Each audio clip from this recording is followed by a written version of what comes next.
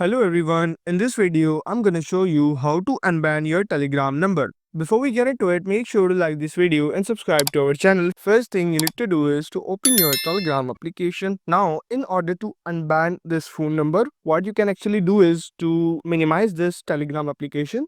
And after that, open your Google. Now, in this search bar, you have to search telegram.org support. And after that, you just need to open the first website, which is telegram.org support. Click on support. After that, once you landed on this page, here you need to describe your problem, your issue, with your full legal name, with your all details, email address, phone number, and your legal name. For example, we have to unban our phone number on Telegram. So what you can write this, click on write unban my Telegram phone number. After that, you just need to enter your that particular phone number and enter the email, provide email address. And after that, you need to enter your full legal name, your email address, and your current accessible phone number. After that, click on verify you are a human and submit that request. After that, you just need to wait for the 1 to 2 weeks patiently. And after that, Telegram customer service support will review your problem. And after that, your issue will be successfully resolved. And that's how you can unban your phone number in Telegram.